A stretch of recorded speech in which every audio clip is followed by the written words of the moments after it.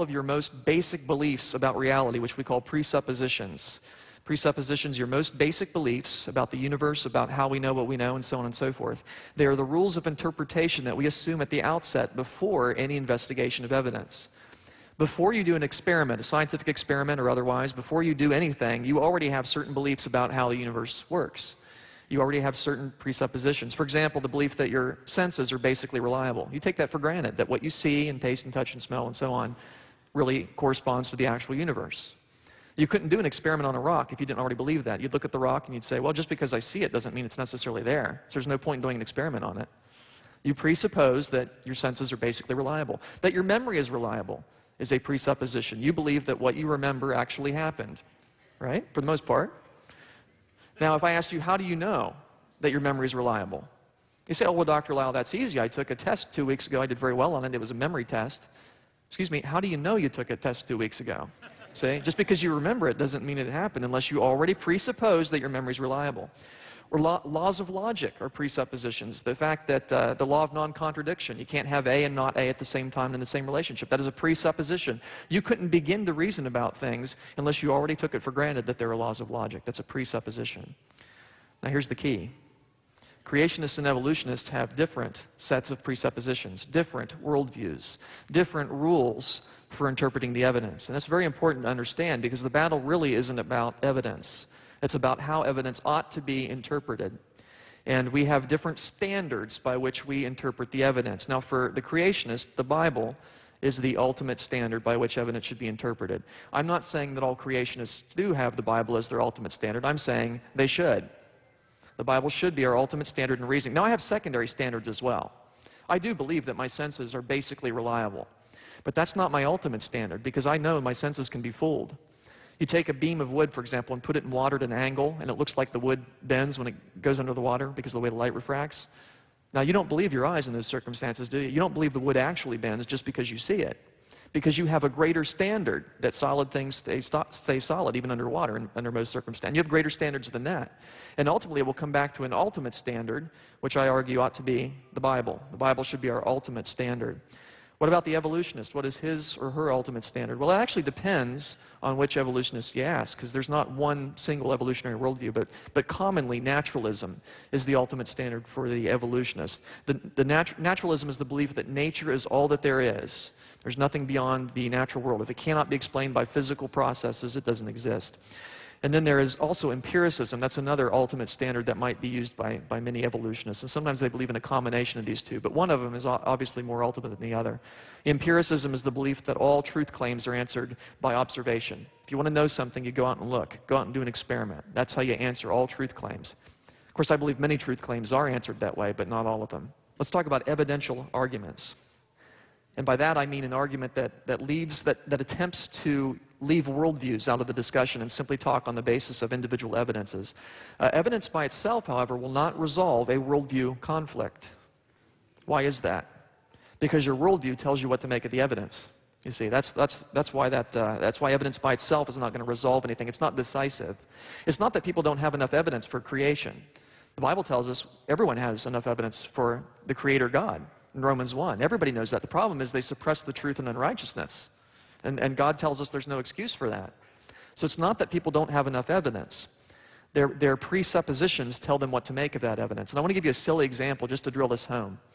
There was a man who was convinced that he himself was dead.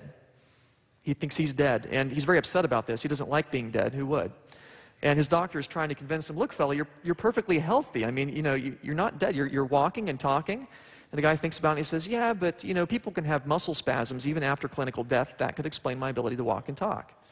And the doctor says, but look, I have medical charts showing you're perfectly healthy. And the guy says, yeah, but you know, who knows if you're interpreting that properly, and in any case, maybe that's not even my chart. Maybe the name got swapped. And the doctor says, okay, I'm going to prove to you that you are not dead. Do dead men bleed? The guy thinks about it for a second. Well, the circulatory system would be stopped. No, dead men don't bleed. And the doctor very quickly takes a little pin, pricks the guy in the hand. Sure enough, blood comes to the surface. The doctor says, see, you're bleeding. To which the man responds, well, how about that? I guess dead men do bleed. Silly example, but it illustrates the point. Did the doctor have evidence for his position? Absolutely. The guy could walk and talk, he had medical charts, the guy could bleed. Did the man find those evidences convincing? No. Because he had a worldview, he had a presupposition that he himself was dead, and that presupposition told him how to interpret each one of those evidences. He was always able to come up with a rescuing device, and a clever person always will come up with a rescuing device. That's why you can't just throw evidence at people and expect them to change their worldview. There's no obligation for them to do so. They're just going to interpret that evidence accordingly. That's why you can't just, people don't just need more reasons to believe. That's not a logical or biblical approach to apologetics. They need to have their worldview challenged. That's what we want to do. Now, you may have very good evidence for creation. You might say, see how this is evidence that the Bible is true? And maybe it's very good evidence that confirms creation. I happen to think fossils are very good evidence that confirm the worldwide flood, don't get me wrong. But that's because I'm looking at it properly through biblical glasses. My secular colleague is going to look at that same evidence through secular glasses, and what's he going to say? He's going to say, that's not how I see it. That's not how I see it. He's going to come up with a rescuing device to account for that evidence according to his worldview. And to add insult to injury, he's going to say, actually, you're the one coming up with the rescuing devices. My explanation's the right one. And so we think, oh, well, maybe that's not a good evidence. Let's try something else then. What about canyon formation? See, canyons can form quickly. And he says, well, maybe that one did, but how do you know that the Grand Canyon formed quickly? You don't know that. Oh, well, we need another evidence then. Look how rock layers can be deposited quickly. He said, well, Mount St. Helens proved that. And he said, well, maybe those ones can form quickly, but how do you know that all of them have formed that way? Maybe some of them are slowly over billions of years. Oh, but you see, animals, they reproduce according to their kinds. That's what we'd expect. He says, well, maybe they do today, but given enough time, one kind can change to another. Oh, but DNA has information in it. It never comes about by chance. He says, well, maybe there's some unknown mechanism that produces it. Give us time, we'll find it. Oh, but, there's comets out there. They don't last billions of years. Oh, but there's an Oort cloud, he says. Now, it's not wrong to show people that there's evidence that is consistent with God's Word and confirms that. In fact, I think there's value in that. But evidence by itself is never decisive, because you always require a worldview to tell you what to make of that evidence. Therefore, a philosophically astute person will not be persuaded by mere evidence. And that's probably worth getting in your notes. A philosophically astute person will not be persuaded by mere evidence. Why? Because if he's clever, if he's philosophically astute, if he's sticking to his worldview, he's going to come up with a rescuing device for every evidence that you present. You see, and so he's not going to be persuaded one way or the other. Evidence by itself is not decisive because a person's presuppositions tell him what to make of the evidence.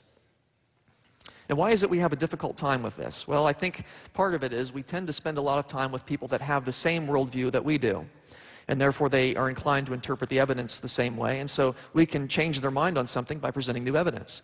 If you and I had a disagreement about whether or not there are crackers in the pantry, we can settle that disagreement by going over to the pantry, opening it up, and see if there are crackers there. And we should be brought to the same position based on this evidence because we have the same worldview. We already agree on the rules of interpretation.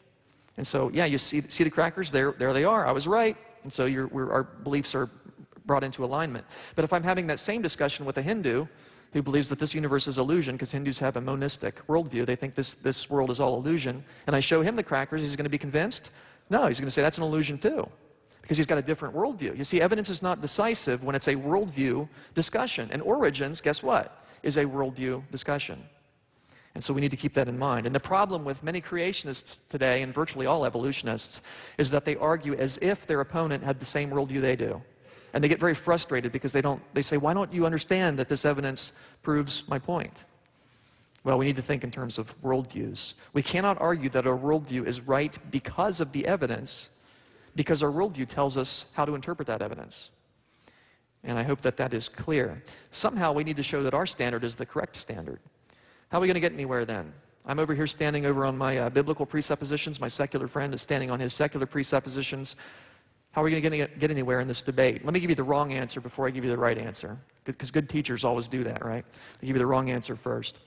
Well, the wrong answer is this, and a lot of times evolutionists will say, well, let's meet here on neutral ground. He says maybe there are some presuppositions we can agree upon, and maybe those, we can abandon the other ones. And one of the ones you have to abandon is that the Bible's the Word of God, he says, because I certainly don't believe that. So leave the Bible out of the discussion. We both agree science is useful, so let's just talk in terms of science on neutral ground. Now, what's the problem with neutral ground?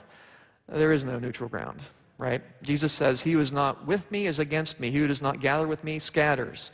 Romans 8:7, the mind set on the flesh is hostile toward God. Does that sound neutral to you? Hostile toward God, for it does not subject itself to the law of God, is not even able to do so. Do you not know that friendship with the world is